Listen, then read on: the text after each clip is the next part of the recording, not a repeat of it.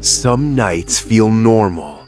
Quiet streets, warm homes, familiar voices. But sometimes, in the middle of those ordinary moments, something terrifying begins to creep in. A shadow silently following you through the dark. A stranger begging for help outside your window during a violent storm. And a voice calling your name from a place where no one should be. Tonight, you're about to hear 3 true terrifying encounters. Stories of people who came face to face with something deeply disturbing. So, before we begin, turn off the lights, lock your doors, and listen carefully. Because by the end of these stories, you might start wondering if someone or something is listening to you in the dark. Before today's story begins, a warning. If you have a weak heart, stop the video now. Put on your headphones, turn off the lights. I'm Azad, and you're watching Ga Chomchom. Today's terrifying real experience was sent by our viewer, Raihan. Let's step into the darkness.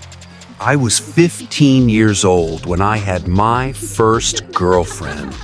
Her name was Casey, and she lived only 2 blocks away from my house. We both lived in a quiet, upper-class neighborhood where the streets were always calm and peaceful, especially at night. Because of that, I often walked to her house in the evenings without thinking twice about it. One Thursday night during school break, I had nothing to do at home. The night air was cool and silent, and the streetlights cast long, pale shadows across the sidewalks. I decided to walk over to Casey's house like I usually did. It was getting pretty late, but I didn't really have a strict curfew, so I wasn't worried about the time. About halfway to her house, I suddenly heard a strange sound behind me. It was the faint rustling of a bush, as if someone had brushed against it. At first, I tried to ignore it. I glanced over my shoulder quickly, but didn't stop walking. All I saw were the rows of thick hedges lining the sidewalks, separating the street from the large front yards of the houses. Still, something about the sound felt wrong. I continued walking, but my pace became slightly faster. When I reached the next block, I heard another noise. This time, it was sharper. A twig snapped. The crack echoed unnaturally loud in the quiet street. I stopped walking and turned around completely. My heart thumped heavily in my chest as I stared down the empty road. There was nobody there. Just the dim streetlights, the silent bushes, and the eerie feeling that someone was watching me. A cold wave of uneasiness crawled up my spine. I told myself I was being paranoid, but deep down, I knew something wasn't right. Somewhere behind those bushes, something was moving. The uneasy feeling refused to leave me. I started walking faster, trying to convince myself that the strange sounds were nothing more than animals moving through the bushes. Still, every few steps I felt the overwhelming urge to look behind me. The street was silent, too silent. As I reached the final block before Casey's house, I heard another sound. This time, it was unmistakable. Footsteps. Light, quick footsteps moving across the pavement behind me. My stomach dropped. I turned around again without stopping. Nothing. No one standing on the sidewalk. No shadow moving under the streetlights. Just the same empty street. But the sound had been real. I knew it. My heartbeat started racing as I hurried toward Casey's house. Her home was finally in sight at the end of the street. Relief washed over me as I pulled out my phone and called her. She answered immediately. I'm almost there, I said quickly, trying to keep my voice steady. Something weird is happening. I keep hearing noises behind me. As I walked past the tall bushes surrounding her driveway and stepped onto her property, I looked up. Casey was standing at her bedroom window on the second floor. She waved at me with a small smile. I waved back, trying to act normal. Then her expression suddenly changed. Her smile disappeared. Her voice came through the phone again, but this time it was filled with confusion and fear. "Who is that guy behind you?" My blood froze. Slowly, I turned around, and there he was, a fully grown man crouched low to the ground, silently creeping toward me from the darkness. He was no more than 10 feet away. His eyes locked onto mine, and in that horrifying moment, I realized he had been following me the entire time. What you're about to hear might steal your sleep tonight. So tell me, where are you listening from? How much has the fear increased? Let me know in the comments. If you're new, subscribe now, or you might miss the next horror. It was a violently stormy night. The kind of night where thunder rattles the windows and the wind howls through the trees like something alive. Rain pounded against the house in relentless waves, turning the outside world into a blurry wall of water.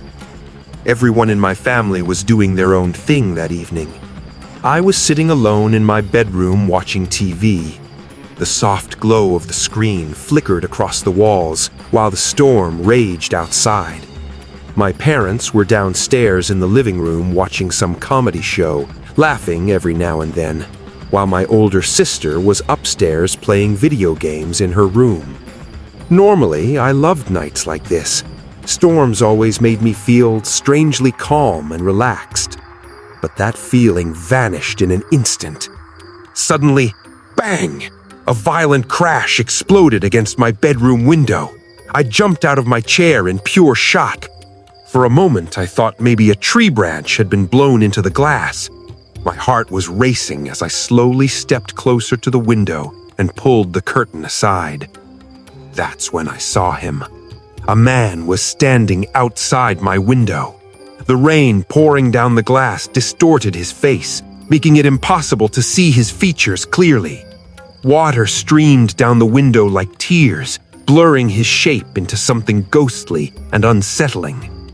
Then he started pounding on the glass, again and again. His fist slammed against the window desperately. Through the roar of the storm, I could barely hear his voice, but it sounded like he was screaming, "Help me! Please, let me in!" My mind froze. Was he hurt?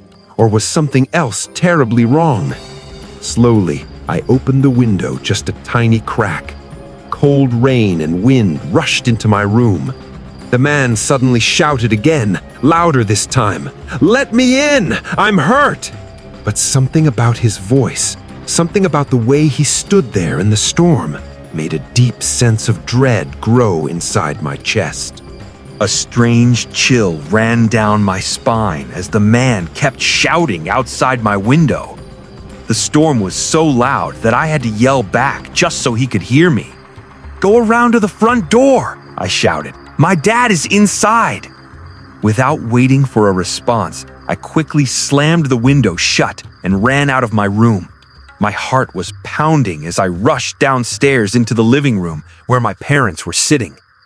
"There's a man outside," I said breathlessly. "He's at my window and he says he's hurt." My dad immediately stood up. Before he could say anything else, loud knocking suddenly echoed through the house. Bang! Bang! Bang! "Help me! Please help me!" a voice shouted from the front porch. The sound was desperate, almost panicked. My dad walked toward the front door, ready to open it. But something inside me felt terribly wrong. "Wait!" I blurted out. He stopped and turned toward me. I don't know why, but something feels strange about this. Before anyone could respond, the house phone suddenly rang. The sound startled all of us. My dad walked over and answered it. On the television screen nearby, the caller ID showed it was our next-door neighbor. I watched my dad's expression slowly change as he listened. His eyes widened. Then he said quietly into the phone, "No way! You're serious?" He hung up immediately and looked straight at us. "Stay away from the door," he said firmly. Without explaining anything, he carefully walked to the front window and peeked through the curtain. Seconds later, he stepped back quickly. "There's a man crouched on the porch," my dad whispered, "and he's holding something." My stomach tightened. "What is it?" my mom asked nervously. My dad swallowed hard before answering. "An axe." What you're about to hear might steal your sleep tonight. So tell me, where are you listening from? How much has the fear increased? Let me know in the comments. If you're new, subscribe now, or you might miss the next horror. When I was a young child, something happened that I still cannot explain to this day. It was a quiet evening at home. I was sitting in the living room watching my favorite cartoon on TV. The volume was turned up pretty loud, and the bright colors from the screen lit up the room, while the rest of the house remained dim and quiet. My parents were somewhere upstairs, doing their usual evening routines. Everything felt normal until I heard my name. At first, it was faint. "Hey." I thought I heard my mom calling me from downstairs in the basement. "Yeah?" I shouted back from the couch, but there was no response.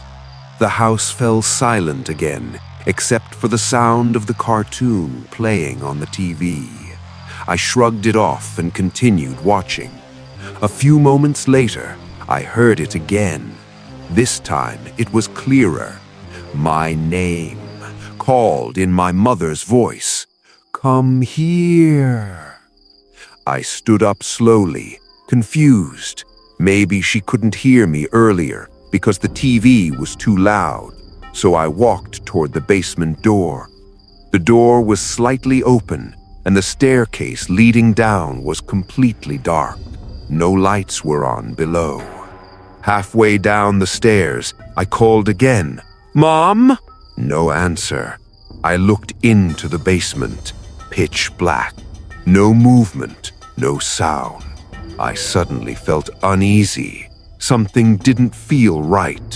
I started walking back up the stairs, telling myself she must have already gone upstairs or into another room. But just as I reached the top step, I heard it again. My name, called from the basement, in my mother's voice, louder this time. "Come down here." My entire body froze because I knew one terrifying thing for certain. My mom was not in the basement, and whatever had just called me was waiting in the darkness below. My body became completely stiff with fear. The voice that had just called my name sounded exactly like my mother. The tone, the softness, even the way she said my name, it was identical. But I knew something was terribly wrong. My mom was upstairs. There was absolutely no reason for her to be standing in the dark basement calling me. A cold shiver ran down my spine as I slowly turned back toward the staircase. The basement below was completely black. No lights, no movement, just a thick darkness that seemed almost alive. I tried to convince myself that maybe I was imagining things. Maybe the house pipes made strange noises. Maybe the wind outside created echoes. But deep down, I knew that wasn't true, because I had clearly heard my name again. "Come here." The voice echoed softly from the basement. It sounded patient, waiting. My heart began pounding wildly. Every instinct in my body told me to run. I quickly ran up the last few stairs and rushed down the hallway, almost crying as I called out loudly, "Mom!" A moment later, my mother appeared at the top of the stairs from the second floor, looking confused and slightly concerned. "What's wrong?" she asked. I grabbed onto her arm, shaking. "Something in the basement was calling me," I said, trying to catch my breath. "It sounded just like you." Her face changed instantly. "I never called you," she replied firmly. To calm me down, she walked downstairs and turned on the basement lights. She carefully checked the entire basement from corner to corner. Of course, she found nothing. No person, no open window, no explanation. But even today, years later, one terrifying memory still haunts me. Something in that basement knew my name, and it knew my mother's voice. And with that, tonight's terrifying story comes to an end.